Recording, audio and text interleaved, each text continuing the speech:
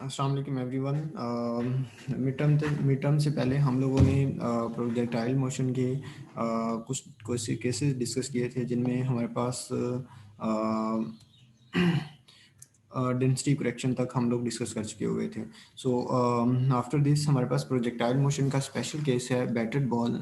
वो आप जिस तरह से क्रिकेट की बॉल हो सकती है, उसकी सिमुलेशन हम लोग किस तरह से परफॉर्म कर सकते हैं। उसके लिए जो स्पेशल केस है प्रोजेक्टाइल मोशन का, उसमें सिंपली जो मैथमेटिकल मॉडल है वो आपके पास एज इट इज़ है, बट वो जो B/M रेशो है उसको आफ्टर सम डेरिवेशन इस चीज़ के इक्वल है। We do not need to drive this formulas, but यहाँ पे हमारे पास जो B/M रेशो, लास्ट टाइम आपको याद होगा हम लोगों ने एक फार्मूला एक 4.0 सम इंटू 10⁻⁻⁵ कुछ इस तरह से वैल्यू रखी हुई थी। सो यहाँ पे हमारे पास जो उसका फार्मूला है बैटर बॉल का, उसमें हम लोग B/M की रेशो जो है वो इस चीज़ के इक्वल पुट करेंगे, तो ये आपके पास जो आइडेंटिटी फॉर्म्स होंगी वो बैटर बॉल में कन्वर्ट हो जाएंगी। अब सपोज करें कि ये जो बैटर बॉल है वो आप लोगों ने कभी एक्सपीरियंस किया हो क्रिकेट खेलते वक्त कि जब बॉल हिट होती है या जब बॉलर बॉल करवा रहा होता है तो ड्यू टू एयर भी उसके अंदर क्या होता है, मूवमेंट होती है। उसको आप स्विंग कह लें या फिर उसको कह सकते हैं कि ड्यू टू एयर वो जिस जगह पे गिरना चाहिए था वहाँ पे बॉल नहीं गिरा। सो इसी मॉडल के अंदर बैटर बॉल के मॉडल के अंदर हम लोग विंड इफेक्ट को भी इंट्रोड्यूस करवा सकते हैं। विंड इफेक्ट जो है जब हम लोग इंट्रोड्यूस करवाएंगे तो उस केस में हम आपके पास जो है जो फार्मूला होगा वो आपके पास कुछ इस तरह से मॉडिफाई हो जाएगा। वी आपके पास अगेन हॉरिजॉन्टल और वर्टिकल कंपोनेंट वेलोसिटी के जो हैं उनके स्क्वायर सम का स्क्वायर रूट है, और जो वी विंड है विंड की वेलोसिटी है, अगर सपोज करें वो अपोजिट डायरेक्शन के अंदर है तो माइनस आ जाएगा, अगर सेम डायरेक्शन के अंदर है तो देन यहाँ पे हमारे पास फार्मूला में प्लस आ जाएगा, या इन केस हम लोग यहाँ पे माइनस ही रहने देंगे। वी विंड की वैल्यू माइनस या प्लस पुट कर सकते हैं जिसकी मदद से वो उसको रीइंफोर्स भी कर सकता है या उसके अगेंस्ट भी मूव कर सकता है। इसमें आपके पास B/M रेशो अगेन आपके पास इस फार्मूला की इक्वल रहेगी। जो यहाँ पे जो आपके पास VD है उसकी वैल्यू 35 है, और जो डेल है वो बेसिकली चेंज इन वेलोसिटी है, वो 5 मीटर पर सेकंड की इक्वल दिया हुआ है। सो ये फार्मूलाज हम लोग वापस यहाँ पे बैटर बॉल के अंदर भी यहाँ पे भी पुट कर सकते हैं जब इसकी सिमुलेशन कर रहे होंगे। सो जब हम लोग विंड इफेक्ट को इंट्रोड्यूस करवाते हैं तो आप लोग क्लियरली ग्राफ के अंदर देखें कि अगर आपके पास विंड जो है ये आपके पास विदाउट दरमियान वाला जो ग्राफ है वो नो विंड के साथ है, और अगर सपोज करें विंड जो है in the direction of the movement of the ball है तो देन वो आपके पास टेल विंड कहलाएगी, मतलब वो उसको री कर रही होगी, और इस फार्मूला के अंदर वहाँ पे यहाँ पे जो है ना वो प्लस होगा।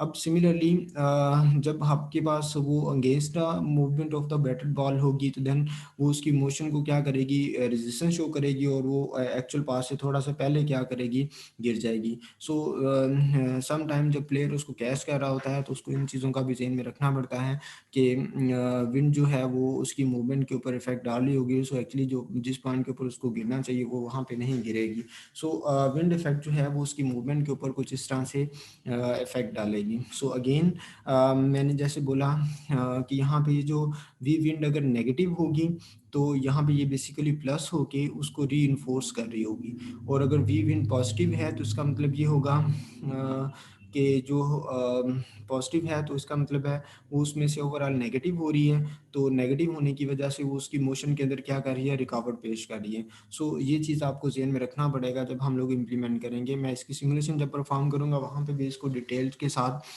एक्सप्लेन कर दूँगा। सो बच्चे, जब एक बॉडी जब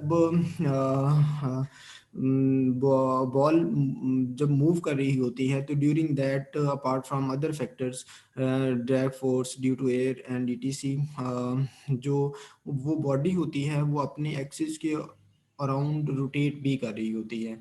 मसलन जब आप लोग कभी क्रिकेट मैच देखें तो उसके अंदर, या फुटबॉल मैच देखें तो उसके अंदर कब देखें बॉल जो है वो कंटिन्यूसली अपने एक्सिस के अराउंड भी मूव कर रही होती है। जब हम बॉल की अपने हाथ से बॉल को थ्रो करते हैं तो बॉल एक डायरेक्शन के अंदर रिवॉल्व करती हुई अपने टारगेट की तरफ जाती है, ना कि वो एक्सिस के अराउंड सर्कल हालत में जाती है। सो उस स्पिन इफेक्ट को भी हम लोग क्या कर सकते हैं, और that basically spin effect introduced in the swing portion of that ball, कि वो स्विंग किस तरह से होगी।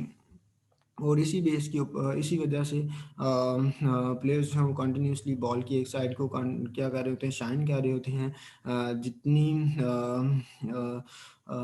एक साइड शाइन करते रहते हैं, वो शाइन होने की वजह से उधर जो है ना एयर रेजिस्टेंस होगी, वो कम होगी, जबकि रफ बॉल साइड के ऊपर जो है ना एयर रेजिस्टेंस वो ज़्यादा फेस करेगा। And due by using this factor of air resistance due to the shine of the ball, वहाँ पे स्विंग प्रोड्यूस होगी, क्योंकि वहाँ पे बॉल जो है वो अपने एक्सिस के अराउंड भी क्या कर रही होती है, मूव कर रही होती है। सो बाय यूजिंग दिस कंसेप्ट हम लोग यहाँ पे कंसिडर कर सकते हैं, जब बॉल आपके पास इस साइड के ऊपर मूव कर रही है तो देन जो बॉल होगी वो अपने एक्सिस के अराउंड इस ओमेगा एंगुलर वेलोसिटी के साथ मूव कर रही होगी।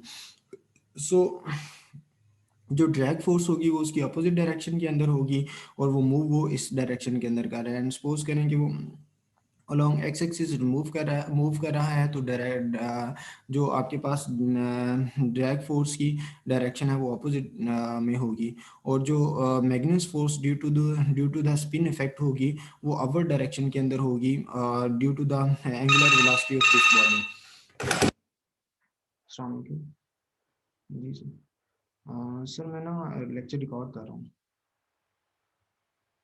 जी। मैं जूम पे ना लेक्चर रिकॉर्ड कर रहा हूँ और वो वीडियो उनको फॉरवर्ड कर रहा हूँ। जी। हाँ जी। हाँ जी। हाँ जी, मैं अभी कर रहा था। मुझे 10 से 15 मिनट लगेंगे सर। जी मैं आपके पास आता हूँ। सो एनी हो, नेक्स्ट जो है जब ये स्पिन इफेक्ट को हम लोग अपनी बॉडी के अंदर इंड्यूस करवाते हैं, तो हमारे पास जो प्रॉब्लम है वो 3 डायमेंशंस में कन्वर्ट हो जाती है। क्योंकि अगर आप लोग गौर करें तो जो बॉडी है वो अपने एक्सिस के अराउंड मूव कर रही होती है, मैग्नेस फोर्स उस वक्त अपर डायरेक्शन के अंदर है। सो यहाँ पे हमारे पास जो उसकी स्पिन इफेक्ट को इंट्रोड्यूस हम लोग करवाते हैं वो उसकी 3 डायमेंशन के अंदर करवाते हैं। सो जो हॉरिजॉन्टल एंड वर्टिकल डायमेंशन के अंदर जो उसकी आइटरेटिव फॉर्म्स होंगी वो आपके पास कुछ इस तरह से होंगी। यहाँ पे फ़र्क जो पड़ा है वो वाई के अलोंग जो ड्रैग फोर्स है उसको हम लोग कंसिडर नहीं करते। By introducing the spin effect हम लोग जेड कंपोनेंट के अंदर जो S naught spin effect parameter है उसको इंट्रोड्यूस करवाते हैं, और इस S naught parameter S naught over M की वैल्यू जो है वो बुक के ऊपर 4.1 इंटू 10⁻⁻⁴ दी हुई है। इसके अलावा B two over M ratio जो है वो अकॉर्डिंग टू प्रीवियस वैल्यूज हैं वी और वी डी, वी और डेल वी और वी डी की, सॉरी वी डी और डेल की जो वैल्यूज हैं वो लास्ट लेक्चर के अंदर भी दी हुई हैं। सो जब हम लोग इनके दरमियान ग्राफ प्लॉट करते हैं तो आपके पास जो y और z और x के दरमियान ग्राफ होगा वो आपके पास कुछ इस तरह से होगा। जो वर्टिकल डिफ्लेक्शन होगी यानी कि अलोंग y एक्सिस जो डिफ्लेक्शन हो रही होगी, और अलोंग z एक्सिस जो उसकी मूवमेंट के साथ डिफ्लेक्शन आपके पास कुछ इस तरह से शो होगी। सो हाँ सिमिलरली यहाँ पे ये किक के ऊपर भी डिपेंड करता है कि स्पिन जब इंट्रोड्यूस करवा देते हैं तो देन आपके पास जो इफेक्ट होगा वो कुछ इस तरह से रिप्रेजेंट हो रहा होगा when we draw the graph between X and Y.